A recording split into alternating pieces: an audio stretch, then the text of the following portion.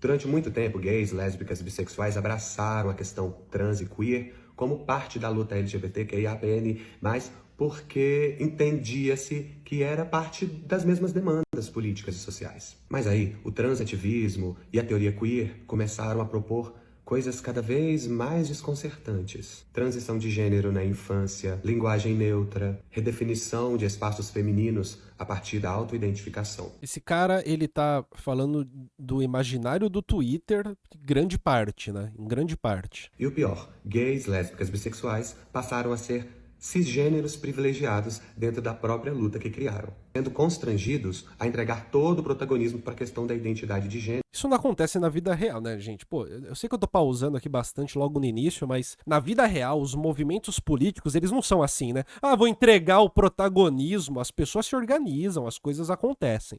Por um transativismo que surge com dados alarmantes e nem sempre fiéis à realidade. Como o Brasil é o país que mais mata, a expectativa de vida. Não quer dizer que essas pessoas não sofram violências, mas os dados apresentados geralmente não são oficiais. É claro, porque o Estado brasileiro não cria pesquisas que são focadas nisso, né? E isso já é um tipo de ação política. A não criação de pesquisas que envolvem esta categoria como foco. São dados gerados a partir de uma estatística freestyle que mais parecem argumentos para captar recursos para as ONGs que cuidam desses temas. Para quem tem a orientação sexual diferente de hétero, é muito cara a ideia de homem e mulher. É nisso que está baseada a própria homossexualidade. Querer desestabilizar essas categorias, relativizar como identidades de gênero, logo eu preciso me relacionar com alguém do gênero masculino que pode vir como uma pepeca. Ou seja... Não, cara, não. Não. Você pode dizer não. Você tem essa opção. Que papo bobo, cara. Há uma ideia homofóbica de eu ter que anular a minha homossexualidade para me relacionar com uma pessoa que se identifica como homem. Não, você pode dizer não. Você pode, você tem esse direito. Todo mundo sabe disso. Todo mundo sabe. Todo mundo entende, todo adulto entende isso. Todo adulto sabe. Isso não tem a ver com ser conservador ou reacionário. Tem sim. Nesse caso, a descrição do fenômeno que está sendo feita é bem reacionária. Reacionária na medida em que é inventiva e está num lugar de pânico.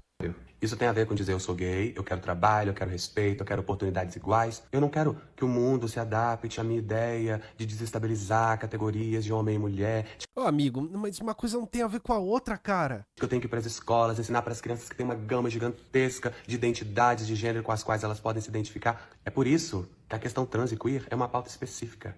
E a questão gay, lésbica e bissexual é outra.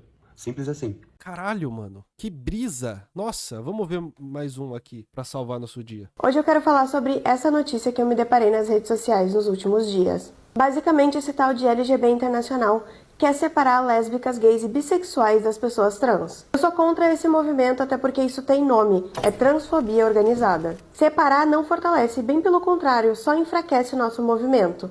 E pior ainda, coloca na mira pessoas que todos os dias sofrem violências, assassinatos e são excluídas da sociedade. Como alguém quer falar dos direitos da comunidade se estão dispostos a excluir parte dela? E a história não se apaga. Stonewall só aconteceu por causa de pessoas trans, travestis e drag queens. Foram essas pessoas que tiveram coragem de enfrentar a polícia e começar a revolução. Foi Marsha P. Johnson e Silvia Rivera que lideraram o movimento do Stonewall. Foram elas que abriram caminho para que hoje eu e você pudéssemos viver com mais liberdade. Então não existe a luta LGB sem o T e o Q. Não tem como a gente ter orgulho se a gente vai excluir. Quem apoia esse discurso não quer defender lésbicas, gays e bissexuais. Quer, na verdade, agradar um discurso conservador que odeia a todos nós. Que é adaptar o movimento LGBTQIA+, etc, para dentro da caixinha conservadora que suporta o LGB. Nós precisamos estar juntos. Lésbicas, gays, bissexuais, travestis, trans, queers, todo mundo tem que estar junto nessa luta. A nossa força sempre esteve na união e é assim que ela deve permanecer. A separação é justamente o que o preconceito está querendo. E a gente não pode se separar de quem foi muito importante na nossa luta. E eu digo bem alto, a nossa luta ela é coletiva, indivisível e inegociável. Eu sou totalmente contra essa separação. Sim, é um vídeo legal, enfim, é uma denúncia aqui da Julia Klein. Eu não queria, mas eu vou ter que falar da exclusão de pessoas trans por gays, lésbicas e bissexuais. Primeiro de tudo, antes de desenvolver o ponto principal que eu quero trazer sobre esse assunto, eu quero dizer que esse movimento de alguns gays, algumas lésbicas e algumas pessoas bissexuais que endossam transfobia e negam a existência de pessoas trans não é nada novo. Esses grupos existem há muito tempo e há muito tempo fazem da vida de pessoas trans e de quem fala sobre questões trans, que é o meu caso, um inferno. Com ameaças, perseguições, discursos odiosos, desinformação. Eles estão muito vinculados aos grupos de feministas radicais stéreo, que são grupos de mulheres que, em vez de militarem pelos direitos das mulheres, passam o dia perseguindo mulheres trans na internet. Inclusive, esses grupos são muito mais próximos da extrema-direita do que de qualquer posição política que se preocupe com a luta da população precarizada. As pesquisadoras Bruna Martins Bulegon e Maria Ivete Trevisan Fossá analisaram, através da mineração de dados, as páginas feministas que se posicionaram sobre o que aconteceu com a Marielle Franco. Nada surpreendente para quem já conhece esses grupos, a maior página do feminismo radical analisada por elas não fez nenhuma publicação sobre o tema. Esses grupos trans-excludentes são de pessoas que desenvolvem uma necessidade de se colocar de maneira vitimizada sobre o outro para exercer poder e ter controle, ainda que na maior parte das vezes sejam constituídos de gays, lésbicas, bissexuais e mulheres cis heterossexuais que têm muitos privilégios. Essa coisa de se vitimizar, isso combina muito bem com muitas coisas que a gente aprende no cotidiano do jeitinho brasileiro, uma coisa que se sustenta bem. Mas o que ele tá falando é de algo que existe fora do Brasil, inclusive. E agora vem o ponto que eu queria destacar. Eu não queria falar sobre esse assunto porque eu tô cansado da gente dar visibilidade pra quem quer visibilidade, a qualquer custo. Agora a gente tem gente desonesta na extrema-direita, como essa Ana Campagnolo, fazendo vídeos sobre esse assunto e tratando ele como algo gigante, quando não é. O problema do ódio é que ele é ruidoso. Embora ele seja pequeno, ele consegue incomodar. Agora me diz, vocês conseguem imaginar algo envolvendo pessoas LGBTs que vai ser defendido pela Ana Campagnolo, que vive atacando nossas pautas e que vai ser bom pra comunidade? Cara, isso é uma brisa, né? Porque basicamente é isso. O movimento LGB é uma adequação para dentro de um viés de direita reacionário de o que seria um movimento LGBT, QIA+, enfim. É uma maneira de conseguir se adequar a esse espectro específico, ideológico, político, discursivo, enfim, e que é, no fundo, o entendimento, a percepção de que talvez a produção intelectual que tem relação com pessoas trans, que vem de pessoas trans e a própria existência de pessoas trans, essa não consegue ser absorvida pelo discurso reacionário do presente. Basta ter alguns neurônios de pensamento lógico para entender que isso não é bom. E o jornalismo acaba ajudando nesse processo a partir do discurso equivocado sobre o tema e a partir do agendamento. No contexto do jornalismo, agendamento ou agenda setting refere-se à teoria do agendamento, que descreve como os veículos de comunicação influenciam a relevância dada pelo público a determinados assuntos. E aí isso mostra que o público tende a considerar importantes os temas mais cobertos pela mídia, que ganham pauta. Essencialmente, a mídia não nos diz o que pensar, mas sobre o que pensar, definindo então a agenda pública. Ou seja, basta algum perfil informativo grande dar essa pauta e todas as pessoas começam a falar sobre isso. E foi assim com o movimento LGB. Mas essa tem sido a lógica das redes. Se a gente não visibiliza o que é ruim, Cara, outro ponto importantíssimo que ele traz aqui, né, que é o fato de que o movimento LGB é uma pauta pequena que está sendo, por meio do agendamento, está sendo colocado como algo de última ordem, algo importantíssimo, de primeira ordem, algo importantíssimo, algo imediato.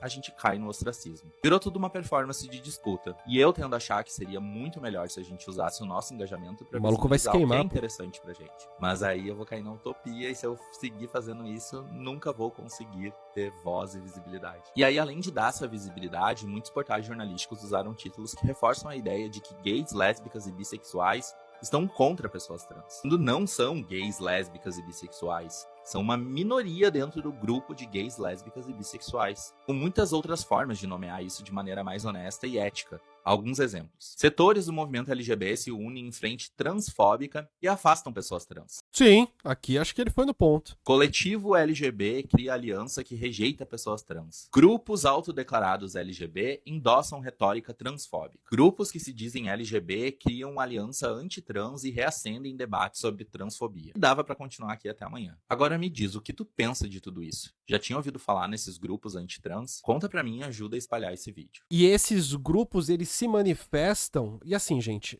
eles falam sobre o assunto do jeito que a gente viu no primeiro vídeo. Eles falam sobre o assunto como se fosse uma questão de trazer problemáticas LGBTQIA+, para uma vida cotidiana, né? Ou seja, algo que não tá no mundo viajado da academia, das ideias, da bobeiragem, sabe? Algo que é cotidiano, tipo assim, emprego, direitos civis, sabe? Coisas políticas, coisas que tem a ver com este cotidiano, que poderia ser o mesmo para qualquer outra pessoa. Mas se esquecem que este cotidiano, ele também é lidado dentro dos movimentos LGBTQIA+, hoje. Também é lidado. Você tem um acréscimo de debate propriamente acadêmico, isso é um acréscimo. E tudo me faz pensar que se está lidando com o movimento LGBT como se fosse QIA+, como se fosse aquilo que se apresenta no Twitter, sabe? Como se assim, eu vou partir do princípio de que a totalidade do movimento, o centro, o núcleo do movimento é aquilo que o Twitter me apresenta que ele é. E a partir disso eu vou lidar com ele. O que é bizarro, porque o que se faz é produzir essa construção imaginária de que de fato isso é o movimento LGBT, de que de fato esse é o foco, de que de fato esse é o núcleo do movimento.